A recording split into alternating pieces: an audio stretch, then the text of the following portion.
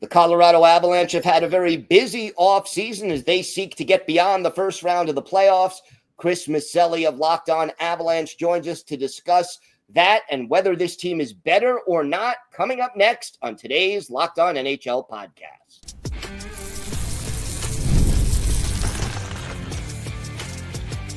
You're Locked On NHL, your daily podcast on the National Hockey League.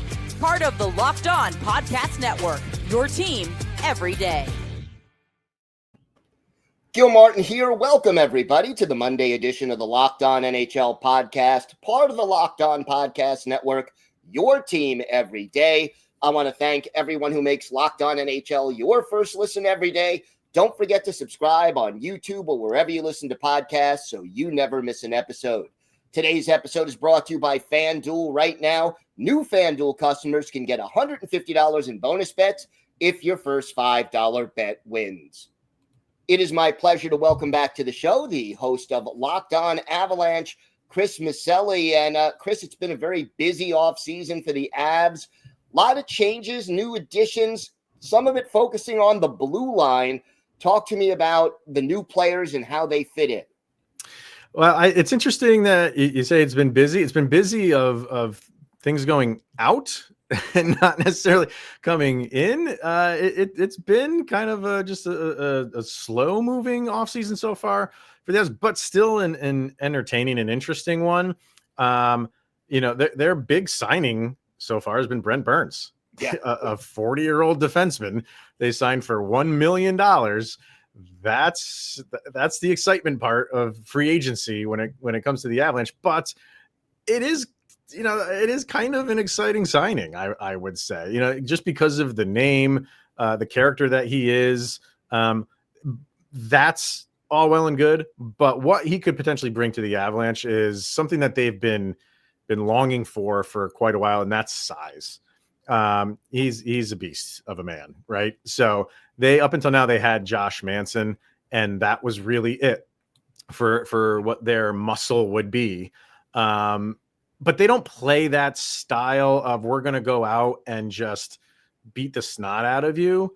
But it would be nice to have guys that just are kind of like protectors. And Brent Burns is not a guy like he's not throwing his weight around anymore. He's 40 years old. Like, if he does that, he could break a hip. We don't want that happening. So, but he's an imposing figure, right? If people start messing with, the superstars, he's got no problem getting in. So they just wanted guys like that. And he has an offensive touch for the size that he is. So in that aspect, that's really been it. And that's an okay signing. It's not going to, break the earth. It's not going to, there's really nothing other than just like, okay, good signing. Mm-hmm. Okay. Where things are better is like, they've got some extensions. I mentioned Josh Manson. They just extended him 2 years, and he's making 4.5 going into this year. And then after that, they got him for 2 more years. They brought him down to 3.9. Again, not a terrible move with the salary cap going up and his number coming down. I think that's a pretty good bit of business there for what he can provide for you. So, and then we'll get to the Brock Nelson one in a minute because he was obviously signed. But so it's been okay moves and moves that you understand. Did the Avalanche do anything, bring in any big names? Nope. And we still have a long way to go in the offseason because they do have some cap space and some cap flexibility. And I think that was the thing. A lot of people, when they moved out Coyle and Miles Wood in that deal to Columbus, that freed up some much needed cap space. So I think people had the mindset of like, the Avalanche are going to be players here in some capacity. It's not like they had Anaheim Mighty Ducks money, but they had some money to do something with, and they really didn't use it. That doesn't mean they won't, but they just didn't right off the bat of free agency. Let's talk about the Brock Nelson extension. I know it's been controversial to some fans. What is your take on it, and how do you see Brock Nelson fitting into this lineup? The 2C position has been something the Avalanche have been trying to shore up for years, since Nazem Kadri left for years. And whatever the solution they thought they had just has not worked. And I think Brock Nelson is as much of a sure thing at that position than they've ever had since Kadri. The number that he signed for, 7.5, was the AAV for 3 years. I think that is the sticking point for some of the fan base. They're not too thrilled with that. Is it an overpay? Maybe by a little bit. I don't think it's an overpay by like millions of dollars where you could have got something somewhere else for a little bit cheaper. So, and I think it's like the number. I think it's what Nelson did when he came over to the Avalanche in a short amount of time. It was good, not great. But I think it's tough for a guy who's played with one team for as long as he did to come over on a trade deadline and then just set the world on fire. I mean, some guys are able to do that. I think Brock Nelson, fine. But I do feel like with an offseason in Colorado, now he's got that extension and going into a full year with the team, I have zero problem. I think he will be just fine. And I think the third kind of cog in this wheel for Avalanche fans is, like I mentioned before, because they've gone through so many 2Cs. I think Avalanche fans are tired of saying like, yep, this is our guy, and then it doesn't work out. This is our guy, and then it doesn't work out. So I think they want to see Brock Nelson really be like, you don't have to worry about this position anymore, before Avs fans are like, okay, we're buying in. So I think if those three things are kind of keeping fans from getting too excited about it. But personally, it's nice. I feel like you don't have to worry about the 2C problem right now for 3 years, which is a nice little non-problem to have. Yeah, fans, I guess, once bitten, twice shy. So, yeah, I mean, Yep. No doubt.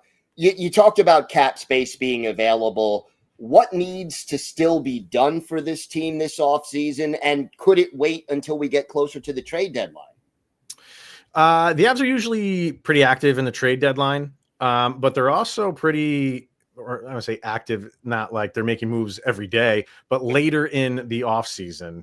That's when they typically will go and pluck some guys that haven't signed yet in free agency, or make a trade or something like that. So what they need is it's funny because I feel like we've just moved the problem that we had at 2C and moved that down to the 3C. So it could be, because you got rid of Charlie Coyle, who was going to be your 3C. And right now it's what that kind of revolving door, and we'll just throw something in there, see what works. I feel like that's the 3C problem right now. You could put Ross Colton in there if you wanted to. You could move up Jack Drury if you wanted to. But that is, if you move Drury up there, you're kind of giving him more of a role than he's ever really had. Right. And do you want to do that? You want to take that chance? Who knows? We'll see. But they need, right now, they need depth. Their top six is set. They have a dangerous top six. They have good players in their bottom six, but they need to fill it out. They need to flesh it out more. A guy like Yoel Kiviranta, who had a really good season for them last year, he's still a free agent. He hasn't signed with anybody yet. That could be one of those guys that, as the weeks go on into this offseason, maybe they bring him back. I'm sure he's out there trying to capitalize on the season that he had last year. Not that he's going to make $4 or $5 million next year, but because he had a really good season in a contract year, he's probably testing to see if he can get the most money, and then kind of weigh it against, is it as good as an opportunity as I can play in Colorado? So moves like that. They lost Jonathan Drouin to you guys. Right. So there are some holes to fill in the bottom six. And I think that's kind of where they have to kind of keep their mindset for the rest of the offseason. Any particular candidates that you think stand out right now? I like Roslovic. I think he was one of the guys on my list of free agency that I think would be a good fit. And I should say my list that I did have was getting crossed off very quickly as free agency was going on, and the Avs were nowhere near any of these players. He's the last one remaining on my list. So I think he would be good. I mentioned Kiviranta. I think bringing him back would be good. I was okay if they were going to bring back Drouin.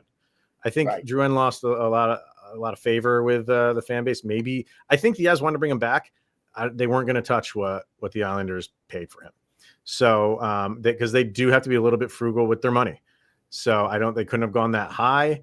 But yeah, I think if you can bring Kiviranta back, and I think you can get a guy like Roslovic there, then you have Logan O'Connor, who will start the season injured. He's going to miss about the first month and a half of the season.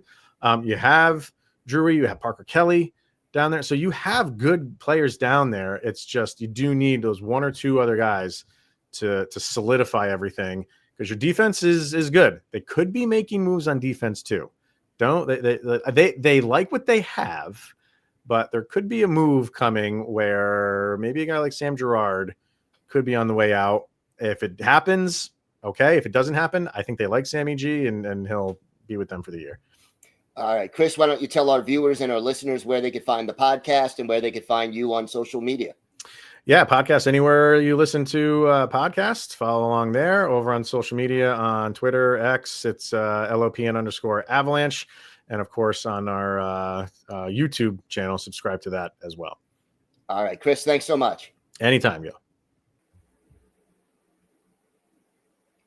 Today's episode is brought to you by Indeed. You just realized your business needed to hire someone yesterday. How can you find amazing candidates fast? Easy. Just use Indeed. When it comes to hiring, Indeed is all you need. Stop struggling to get your job post seen on other sites. Indeed Sponsored Jobs puts your post at the top of the page and helps you reach the right candidates faster. I've been in that spot when you need to hire like yesterday. The pressure is on, and every day without the right person is a setback. That's exactly where Indeed Sponsored Jobs come in handy. They make sure that your post is seen by the right candidates right now.